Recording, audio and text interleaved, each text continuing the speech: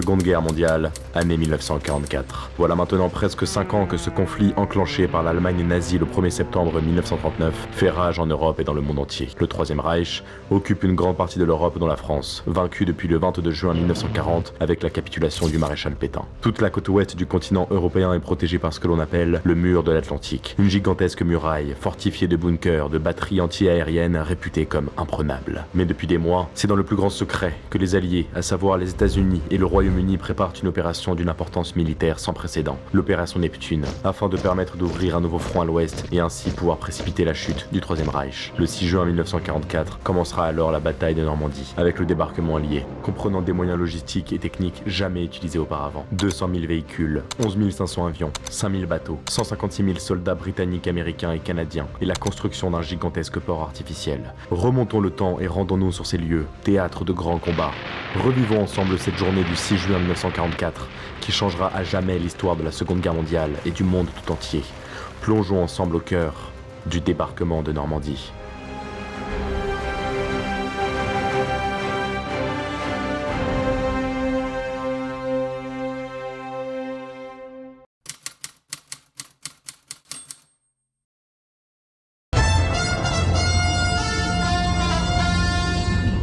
La Seconde Guerre mondiale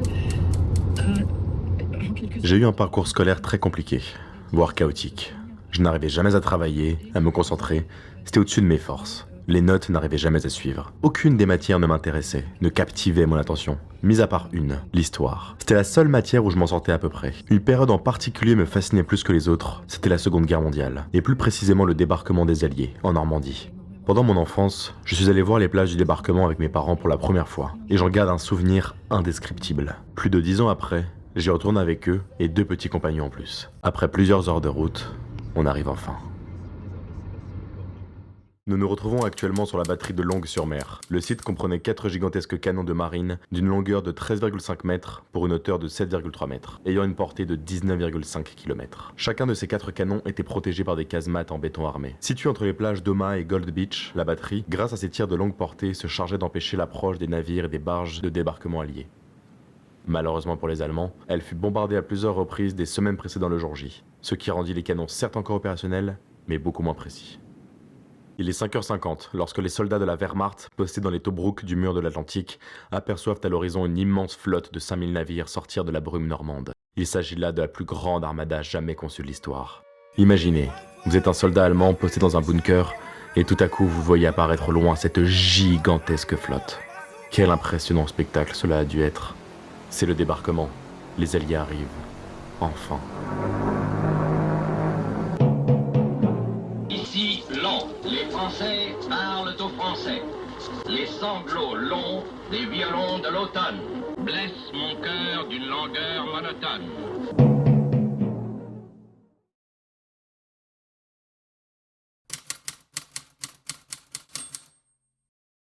On se retrouve maintenant sur la plage d'Omaha Beach qui s'étend sur 8 km de long. Il s'agit là de la plus grande des 5 plages du débarquement.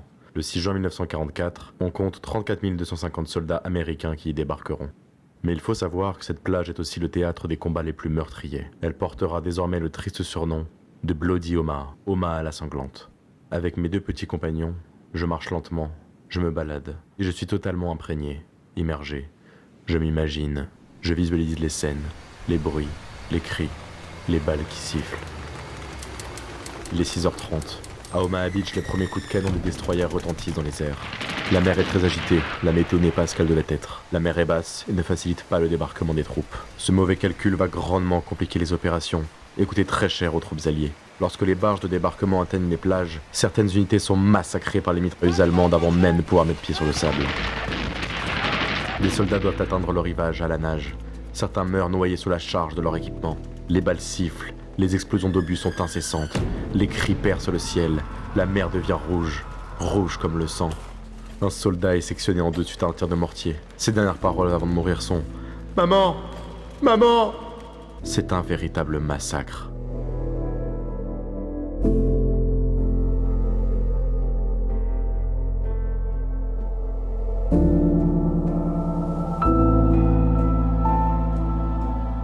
Jake Larson, un soldat américain, raconte. Je ne pouvais pas bouger. Alors j'ai sorti une cigarette de ma poche J'ai senti un soldat à ma gauche. Je lui ai dit « Hé mon vieux, tu as une allumette ?» Il ne m'a pas répondu. Je me suis retourné et le casque était là, le corps et tout.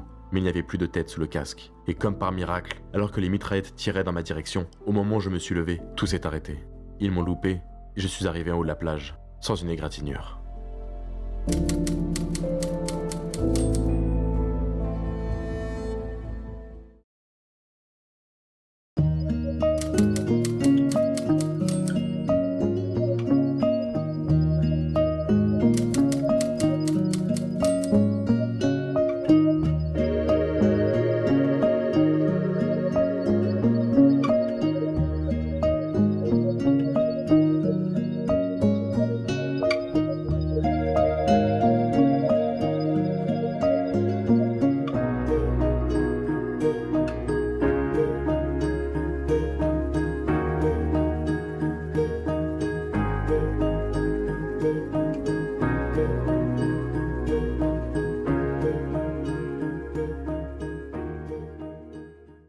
Pendant que les batailles font rage sur les plages, un commando de 225 soldats, mené par le colonel James Earl Rudder, se voit octroyer une mission bien précise, à savoir neutraliser une puissante batterie côtière allemande qui pourrait mettre en péril l'opération Overlord. Le colonel et ses 225 braves soldats vont se lancer dans la mission la plus périlleuse du D-Day, l'assaut de la pointe du Hoc.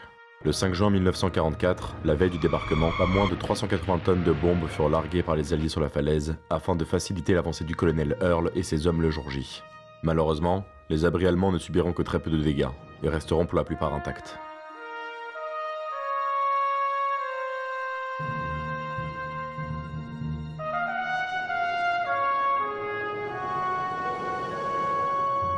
À 5h50 du matin, l'USS Texas, l'USS Satterlee et le HMS Talibant commencent à pilonner la pointe du Hoc. Dans le même moment, les barges du commando sont mises à l'eau. Leur arrivée sur le site est estimée à 6h30. Une fois la zone maîtrisée, Earl et ses hommes devront tirer une fusée éclairante afin de signifier la réussite de leur mission, et ainsi recevoir du renfort. Si aucune fusée n'est tirée à cette heure, la mission sera considérée comme un échec, et les renforts seront alors envoyés sur Omaha Beach. À cause des mauvaises conditions météorologiques et la fumée du bombardement, leur trajectoire est déviée de 2 km à l'est du lieu de débarquement prévu, et tout cela sous le feu incessant de l'ennemi. Le soldat James Eichner se souvient. Quel cauchemar. Je me rappelle très bien des impacts de balles contre notre chaland. On s'est dit, bon sang, les Allemands ne plaisantent pas. Ils nous allumaient comme à la fête foraine. On écopait, on vomissait, et on évitait les balles. Tout ça en même temps, un véritable carnage. Les Rangers se débarqueront à 7h10 et lanceront 2 attaques simultanées sur les côtes de la pointe du Hoc afin de créer une brèche dans les défenses allemandes. Aucune fusée n'ayant été tirée, les renforts seront déployés sur Omaha Beach comme cela a été prévu. Le retard pris par les Rangers enlève l'effet de surprise, mais l'opération se passera dans l'ensemble plutôt bien. Les Rangers se lancent dans l'ascension de la falaise et lancent leurs grappins. Sur les 20 lancés, seulement 8 s'accrochent au sommet. Les Allemands exercent toute leur puissance de feu sur les GIs, mais cela ne réussira pas à les démotiver. Les braves ne mettront que 30 secondes pour atteindre le sommet. Les Rangers parviennent à neutraliser progressivement les positions ennemies, mais une mauvaise surprise les attend. Lorsque le bunker principal est neutralisé, les Alliés découvrent avec stupéfaction que les batteries étaient en réalité des poteaux de télégraphe camouflés en canon. Les véritables batteries sont un peu plus reculées dans les terres. Un sacré coup de théâtre de la part de la Wehrmacht. Vers 9h, le site est sous contrôle américain. Il aura fallu néanmoins pour Earl et ses hommes repousser jusqu'au 8 juin au matin les contre-offensives allemandes et attendre l'arrivée des renforts.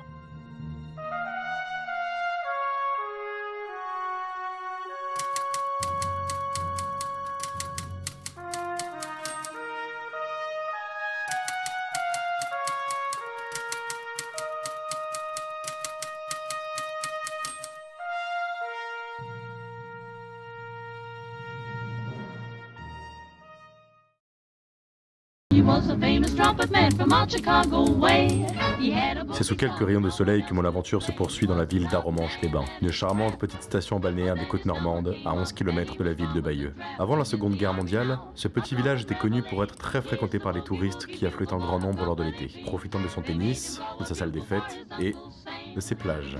Mesdemoiselles, messieurs, sortez vos plus beaux maillots.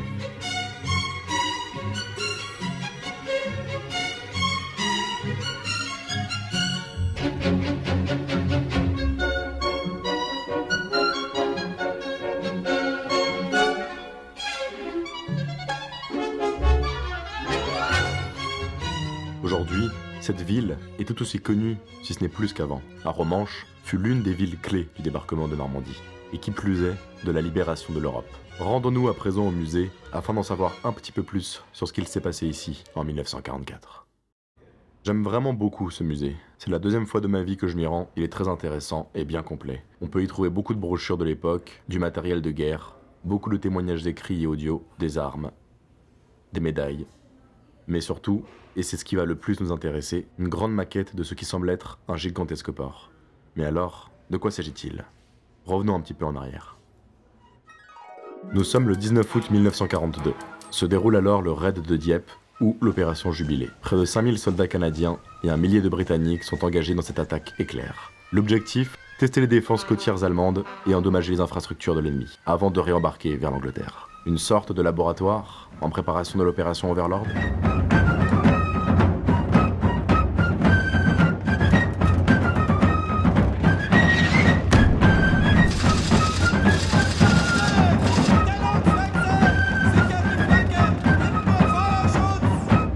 L'opération Jubilé fut un massacre total. On compte de nombreuses pertes et de nombreux prisonniers de guerre. Une conclusion reviendra sur le tableau. Il est impossible de se réemparer des ports français tombés aux mains de l'ennemi. Ils sont extrêmement bien protégés. Or, un débarquement en France serait impossible sans le contrôle d'un port afin de pouvoir acheminer les troupes, véhicules et les nombreuses ressources nécessaires. Winston Churchill aurait dit « Puisque nous ne disposons pas de port, nous apporterons les nôtres ».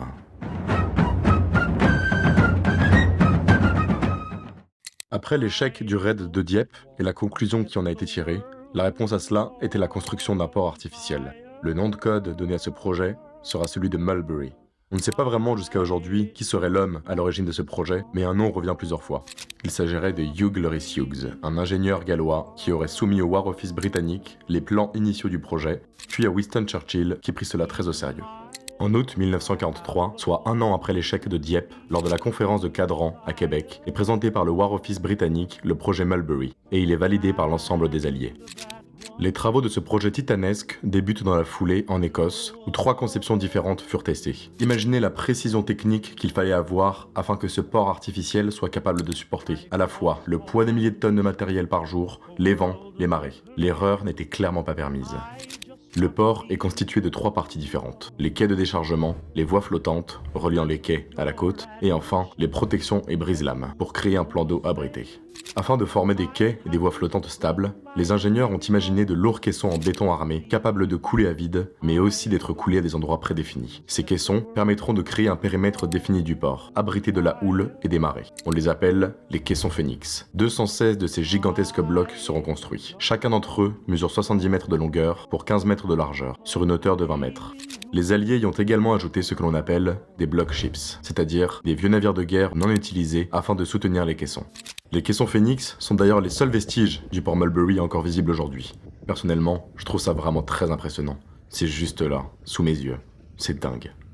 Les quais doivent être capables de suivre la marée montante et descendante grâce à des passerelles. On les appelle les lobnitz, coulissant sur 4 énormes poteaux d'acier reposant au fond de l'eau. Les voies flottantes, alias les pontons Wales, sont conçus pour relier les quais au littoral. Ces passerelles métalliques mesurent 24 mètres et approchent les 28 tonnes. Au total, ce sont près de 15 km de voies flottantes qui sont construites. Dès le 4 juin 1944, 2 jours avant le D-Day, tout est prêt à être transporté pièce par pièce par des remorqueurs sur la mer en direction d'Arromanches, où 2 ports y seront donc construits, Mulberry A et Mulberry B.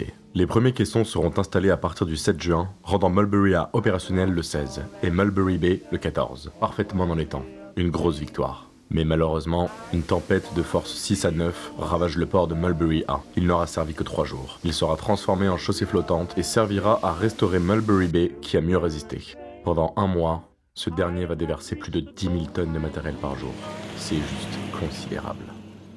I don't want to set the world on fire. I just want to start a flame in your heart.